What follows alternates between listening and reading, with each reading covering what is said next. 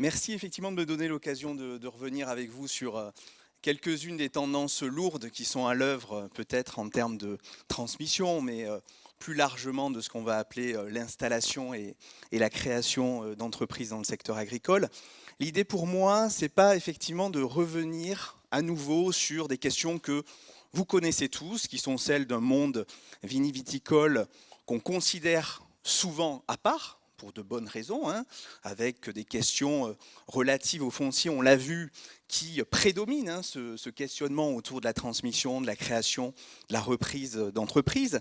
Et pour autant, on voit bien que le monde agricole, je dirais, les mondes agricoles sont traversés par des tendances lourdes qui n'échappent à aucun système productif agricole, c'est-à-dire que la viticulture n'échappe pas, elle aussi, à des évolutions au niveau des structures familiales, des cellules familiales, n'échappe pas à ce que je vais appeler une banalisation de l'entrepreneuriat agricole.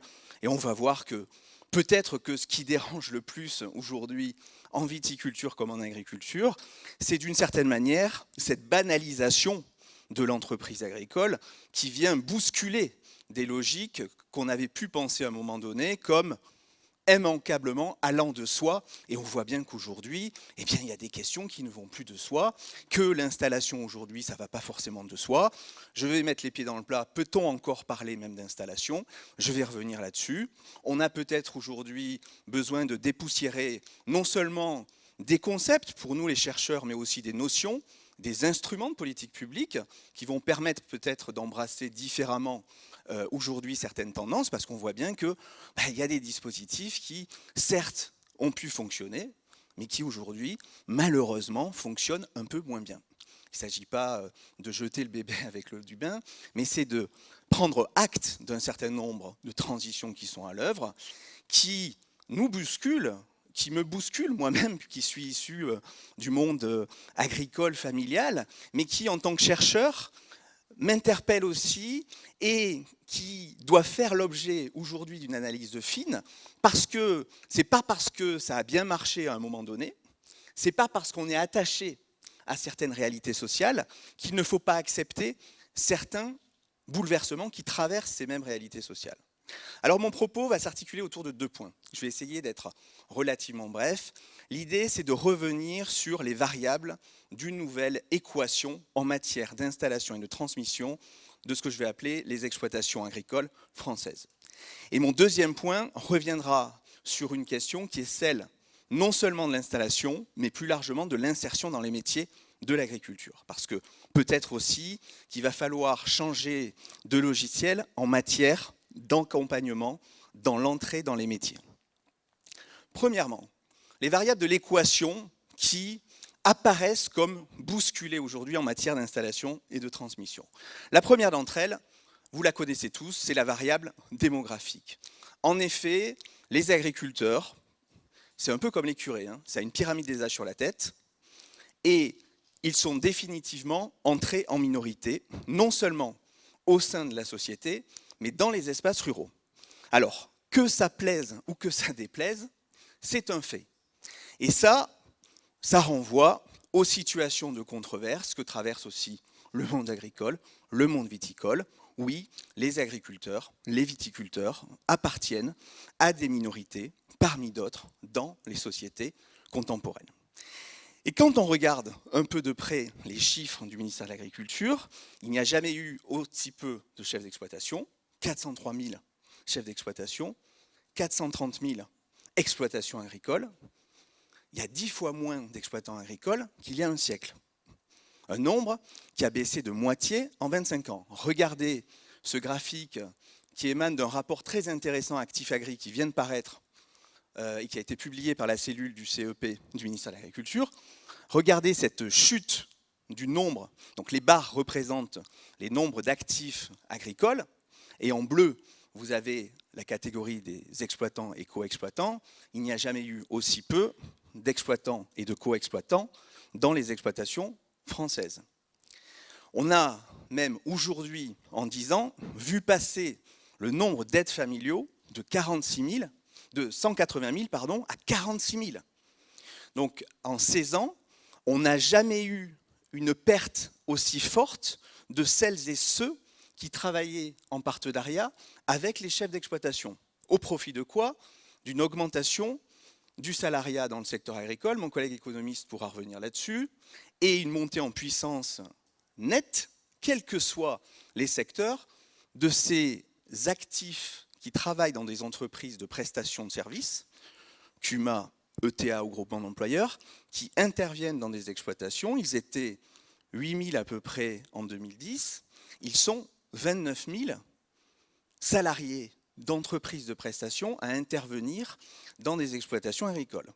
Le secteur viniviticole n'échappe pas aussi à ceci, on le voit, même des entreprises du secteur de l'agrofourniture ou des grands négociants n'hésitent plus à investir dans la mise en place de sociétés de gestion pour intervenir, vous le savez, ponctuellement, non pas sur une prise en charge intégrale du travail, mais partielle. On voit que certaines coopératives aujourd'hui n'hésitent pas à faire évoluer leurs services, voire à créer des filiales pour prendre en charge, par le biais d'actifs extérieurs aux entreprises agricoles, tout ou partie du travail dans les exploitations. Alors la viticulture n'échappe pas à la règle, bien au contraire, c'est même le plus grand employeur de salariés dans les exploitations agricoles en France, avec 29% de l'ensemble des salariés permanents du secteur agricole qui se situent en viticulture. Et je ne reviens pas sur les chiffres concernant le salariat saisonnier. Alors aujourd'hui, on a un agriculteur sur 3 qui n'a pas de repreneur. On a une majorité d'exploitants, viticulteurs ou pas, qui sont complètement incertains d'avoir même un repreneur dans les années qui viennent. On a même un tiers de ces exploitants qui n'ont pas de successeur connu. Donc là, la question, c'est même pas de savoir si l'enfant va reprendre ou pas, c'est a-t-on ou pas un successeur familial ou pas dans l'environnement qui serait susceptible de reprendre. C'est même la question, même depuis 15 ans, elle a évolué en ce sens. C'est encore plus grave.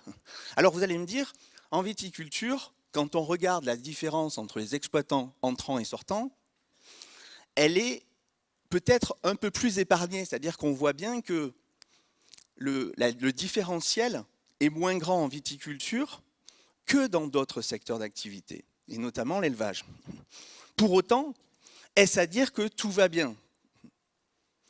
Non, vous le savez tous, on voit bien que même en viticulture, même autour de structures économiques qui fonctionnent bien, eh bien, ça patine un peu.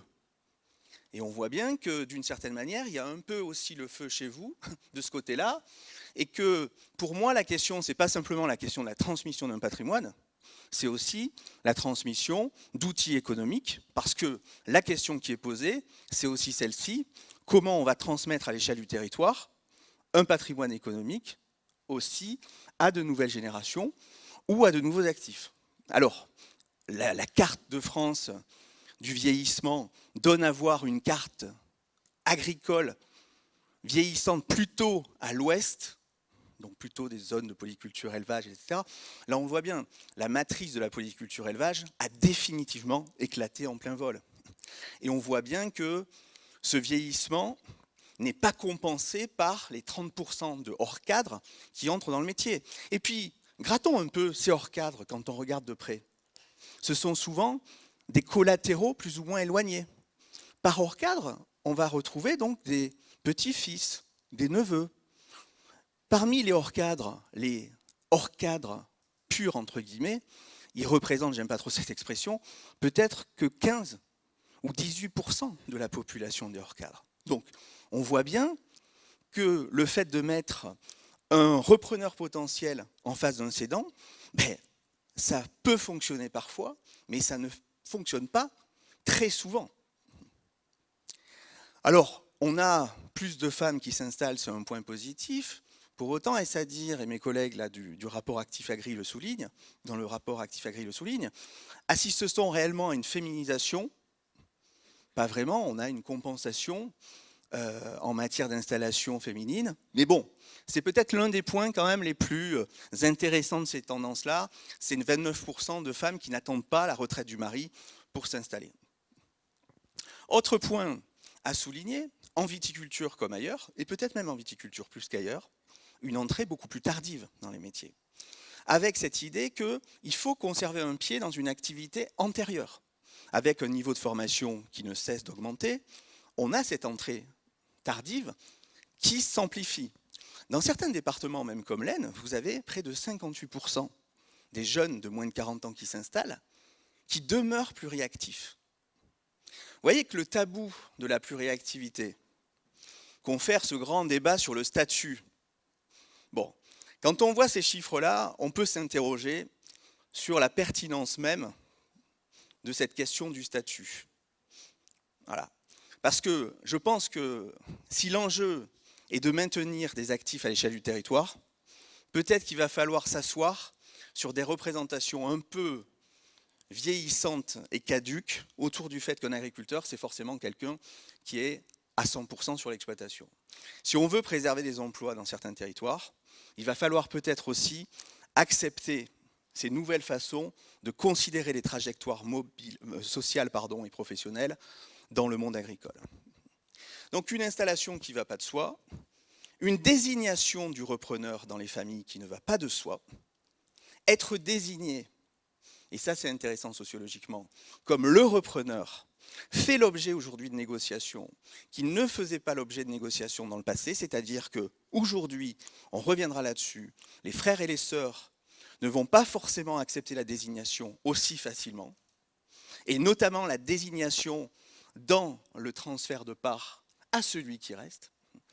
Et on voit aussi une chose importante, ce sont, alors peut-être moins vrai en viticulture, ces départs précoces qui renvoient peut-être à des situations d'échec, mais pas que, mais aussi à de nouvelles façons de considérer ceux et ces métiers de l'agriculture comme étant parfois des étapes dans une carrière professionnelle qui se construit comme dans d'autres secteurs.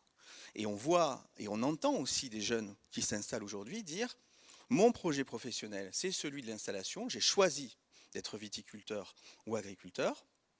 C'est sur un temps générationnel court que je pense ce choix-là. Après, à la question « Que fera ton fils ?», advienne que pourra. Et de toute façon, mon fils fera ce qu'il aura envie de faire. C'est quand même le grand credo aussi de nouvelle génération, et tant mieux, qui ne considère pas que l'exercice du métier est une assignation à résidence. Parce que là aussi, si on n'arrive pas à dépoussiérer cette expression d'installation, c'est vrai en viticulture, mais c'est vrai dans d'autres secteurs où on parle d'installation, on n'arrivera pas à attirer des jeunes qui vont considérer qu'un ancrage définitif à l'échelle d'un territoire peut être synonyme d'enfermement, quel qu'il soit. C'est vrai des professions médicales, c'est vrai des agriculteurs également. C'est-à-dire qu'on a des carrières professionnelles aujourd'hui, même chez les enfants d'agriculteurs, qui se construisent dans des représentations qui sont celles avant tout de la mobilité. Donc, il faut donner à voir des entreprises dans lesquelles on peut s'échapper, dans lesquelles il y a du mouvement, dans lesquelles il y a de la mobilité à la fois intellectuelle, sociale, professionnelle.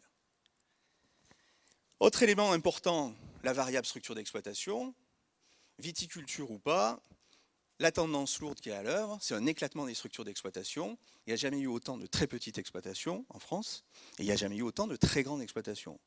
C'est le ventre mou de l'exploitation familiale moyenne qui s'efface au détriment de petites qui certes disparaissent. Je n'ai pas dit que les petites ne disparaissaient pas, mais le rythme de disparition des petites est moins rapide que celui des moyennes, pour des raisons qui tiennent à une résilience fondée aussi sur la pluriactivité et la diversification parfois, alors que les exploitations de taille moyenne sont parfois même surendettées. Bon. Et c'est quelque chose qu'on a essayé de creuser dans mon équipe, dans le cadre du projet AgriFirm. Quand on regarde de près les données du recensement agricole, on se rend compte que oui, 90% des exploitations françaises sont de type familial, sur le plan capitalistique, mais regardons de près les chiffres, seuls 20% des exploitations, aujourd'hui, correspondent au modèle le papa, la maman et le fiston. 30% des exploitations sont gérées par des hommes seuls. 20% sont des micro-exploitations gérées par des pluriactifs. Et puis on voit apparaître de nouvelles formes de collectifs. On a connu le GAEC, etc. Mais en viticulture comme ailleurs, on a des dispositifs originaux de prise en charge du travail, portés certes par des fils d'agriculteurs, mais qui vont construire des assolements en commun, mettre et mutualiser leur patrimoine agricole en commun, Parce que pour eux, l'objectif, c'est, sur un temps générationnel court, répondre à des attentes du marché. Et puis à côté de ça, et ça c'est très saillant dans le secteur viniviticole, on a quand même 10% d'exploitations qui n'ont plus rien à voir avec l'exploitation à la papa, que je vais qualifier d'agriculture de firme, où il y a une disjonction de plus en plus grande entre capital d'exploitation, main-d'œuvre, et capital foncier. Alors, ce n'est que 10%, ça rassure peut-être certains, mais c'est 28% quand même de l'emploi, et c'est surtout 30% du chiffre d'affaires de la ferme France, c'est-à-dire le produit brut standard, le chiffre d'affaires moins les subventions. Donc on voit bien que aujourd'hui, notamment dans le secteur viniviticole, on a même des formes très très pures parmi ces 10% d'exploitation qui n'ont plus rien à voir avec l'exploitation agricole classique. Et c'est pour ça que j'utilise l'expression de firme. Par firme, j'entends la forme la plus pure de l'entreprise, dans ce qu'elle a de plus banal, dans ce qu'elle a de plus banal dans la disjonction entre capital foncier, capital d'exploitation et main-d'œuvre. On a 4% d'exploitations qui n'ont ni capital familial, ni main-d'œuvre familiale. Et ce sont des exploitations gérées par, effectivement, des fonds d'investissement qui sont gérés par des entreprises. Donc 4%, ça paraît rien. La question qui est posée, c'est dans quelle mesure ces entreprises vont, parce qu'une fois qu'on a dénombré, c'est intéressant, mais il faut s'interroger sur la capacité de ces entreprises à capter la valeur. Elles ont parfois la capacité de capter une valeur qui n'est plus captée parce que certains exploitants familiaux n'ont pas les ressources suffisantes par ces entreprises-là. Viticulture ou pas. Donc, vous vous étonnez parfois de l'arrivée effectivement d'investisseurs dans votre secteur, même dans votre région, mais sachez que c'est le lot de bon nombre de secteurs en agriculture et même en France. Et quand on regarde bien, on s'est amusé aussi à travailler sur les tendances. On voit bien que les exploitations familiales avec salariés chutent, les familles ou les exploitants seuls chutent de moins 37% en 10 ans, et à l'inverse, vous avez 53% d'augmentation des entreprises qui sont gérées par des sous-traitants ou qui sont déléguées, 79% d'entreprises qui renvoient à ces formes collectives nouvelles, et 23% d'augmentation pour ces exploitations qui sont gérées essentiellement par des salariés de manière prépondérante. Donc on voit bien que les choses bougent profondément, quels que soient les OTEX, quels que soient les secteurs d'activité. C'est vrai du secteur viniviticole. Ici, à l'écran, vous avez une exploitation à 30 km de Limoges. On est sur un OTEX qui est un OTEX bovin-viande. Là, c'est un couple d'investisseurs qui vient du secteur ferroviaire, qui a racheté 3 sites de production, à la tête desquels on a mis des enfants. Donc effectivement, l'appareil de statistique nous montre qu'on a bel et bien des STEA de type familial, mais vous avez derrière tout ça 1, 2, voire 3 holdings, et vous avez une même brigade de salariés qui intervient sur les 3 sites. On est sur un périmètre de 20 hectares, de 20 km, pardon, et dans deux communes même. Donc vous voyez que votre secteur n'est pas que singulier en matière de processus d'investissement. Pourquoi? Parce que c'est ma troisième variable. Il y a une variable dans l'équation qui est centrale, la variable patrimoniale. On le voit aujourd'hui, la famille n'est plus forcément au service de l'exploitation. C'est l'exploitation avant tout au service d'un projet patrimonial. Et peut-être que la famille, je vais être provoque, c'est peut-être la première adversaire du projet de l'exploitation agricole familiale. Peut-être que le retour des logiques de rente viennent prendre le pas, et peut-être que Marx avait raison à la fin du 19e siècle, en voyant du haut de sa chambre à Londres des mouvements capitalistiques importants, on voit bien qu'aujourd'hui, on s'assoit définitivement sur le projet du frère qui reprendrait. L'essentiel, c'est que les actifs soient bien rangés, en bonne place, dans les bonnes structures, et surtout que les dividendes tombent. Voilà. Et on va faire en sorte que l'entreprise soit gérée non seulement au regard d'un projet économique qui serait celui du frère ou de la sœur, mais avant tout au regard d'un projet patrimonial qu'il s'agit de préserver. Donc on voit bien aujourd'hui qu'on a... Alors, je pense que certains prescripteurs ont leur place dans ces mouvements-là. On a aujourd'hui des dispositifs même sociétaires qui ont été pensés avant tout pour protéger le patrimoine familial et moins pour accompagner la construction d'un projet économique. Et c'est ça la question qui est posée. La question qui est posée aujourd'hui, c'est comment on se départit justement, de logique strictement patrimoniale pour asseoir un projet économique qui permettra aussi quand même le maintien de ces exploitations familiales à l'échelle du territoire. Parce que ne répondre que pour des raisons patrimoniales sur ces questions donc, de maintien des activités, on va passer à côté de quelque chose. C'est-à-dire que si on n'est pas en mesure de donner des outils économiques ou de donner des perspectives à ceux qui restent sur les exploitations et faire en sorte que les structures sociétaires soient adaptées non seulement à un projet patrimonial, mais aussi et peut-être avant tout à un projet économique, eh bien on ne s'en sortira pas. Parce qu'en plus, dans ces dispositifs familiaux, c'est de plus en plus difficile de prendre des décisions. Moi qui travaille sur ces grandes entreprises et qui travaille en ce moment sur une sociologie du nouveau patronat agricole, je vois bien des jeunes qui me disent « mais bon, moi en plus j'en ai rien à faire d'être chef d'exploitation. Si je suis le directeur d'un site de production d'une exploitation familiale, ça me va très bien. Par contre, ce que je voudrais, c'est que la cousine et le cousin se taisent de temps en temps, parce que quand ils redescendent de Paris et qu'il s'agit effectivement de prendre une décision en matière d'investissement, je voudrais qu'ils acceptent aussi certaines réalités de terrain. » Et c'est, on le voit bien dans certains cas, ce qui se passe dans des exploitations familiales qui deviennent et qui demeurent des affaires de famille, mais des affaires de famille de plus en plus complexes, où la prise de décision est de plus en plus difficile. Et donc l'installation, elle ne va pas de soi. Par contre, ce qui va davantage de soi, c'est peut-être faire gérer. Et moi, ce que j'observe aujourd'hui, ce n'est pas tant un processus d'industrialisation de l'agriculture et des structures, mais plutôt un processus de tertiarisation. C'est-à-dire que l'activité productive agricole, et c'est là que les décideurs doivent être vraiment regardants, est en train de se tertiariser, notamment sur le lit de cette montée en puissance des logiques de rente. On préfère faire gérer qu'installer. On préfère de toute façon, parce qu'on n'a pas les capacités de s'agrandir, déléguer tout ou partie, plutôt que de trouver des solutions dans la construction même d'un projet économique pour celui qui resterait. Et ça, pour moi, c'est le phénomène numéro un, le phénomène le plus invisible.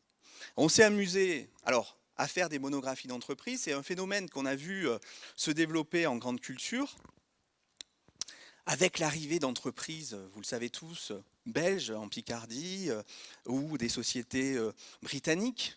Mais on le voit aussi dans le secteur viniviticole.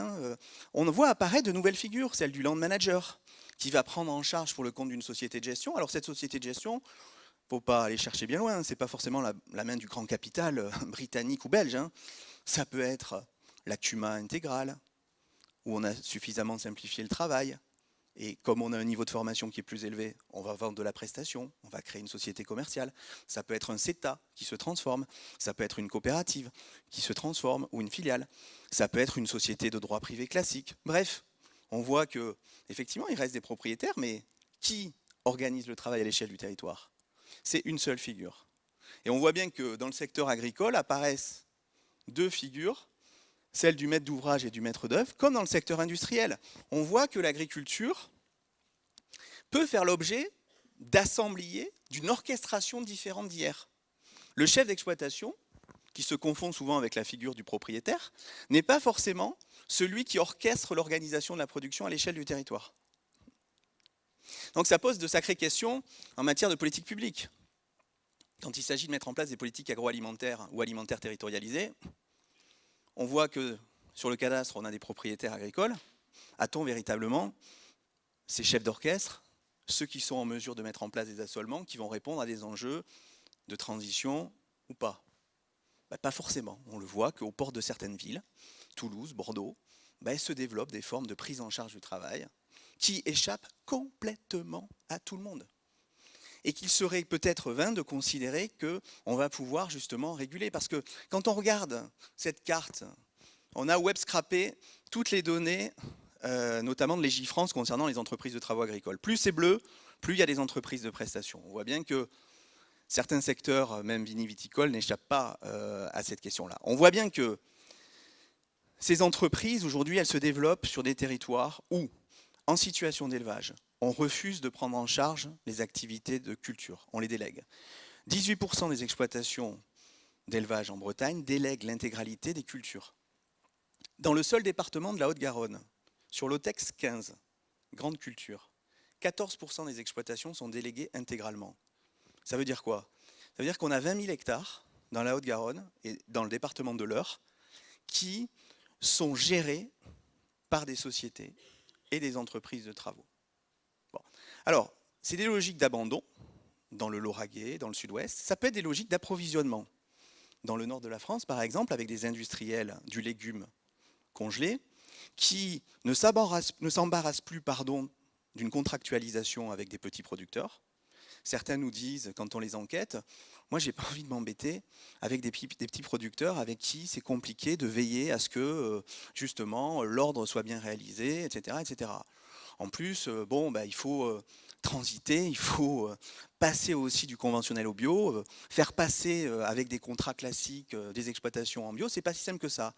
Et donc certains industriels disent on va confier ça à des sociétés de gestion qui vont convertir par exemple entre 2 et 3 000 hectares de légumineuses bio pour des industriels allemands dans le sud-ouest de la France. C'est-à-dire que au lieu de s'embarrasser, vous savez, jadis, Bonduelle qui contractualisait, etc., vous avez de plus en plus d'industriels de cette industrie-là qui continuent à contractualiser dans certains pays de l'Est, mais qui font faire complètement aujourd'hui avec des sociétés de gestion. Bref, on voit que ça bouge, et je vous disais tout à l'heure, que ce soit en Bordelais, que ce soit dans le couloir rhodanien, on voit apparaître aussi des sociétés de gestion qui sont portées par des agrofournisseurs.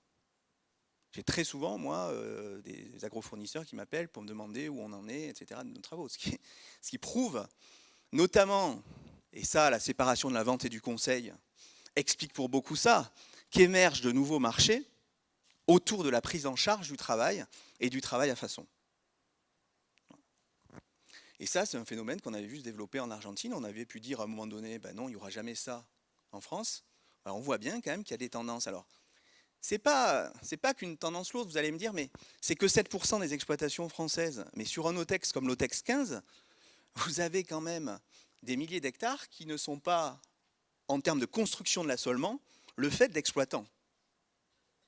Donc là, ça a à voir de la question de la transmission. Alors, on peut avoir des systèmes vertueux de prise en charge du travail sur un temps générationnel court. Moi, je l'ai vu dans les Deux-Sèvres, par exemple, un entrepreneur me disait que sur un temps générationnel court, il avait pris en charge l'intégralité de l'activité d'une entreprise et il avait, d'une certaine manière, fait du portage. Et la petite fille s'était installée. Donc, ce n'est pas que négatif, ça répond aussi à une question brûlante pour des appareils de collecte. C'est la capacité à collecter, aussi dans certains territoires.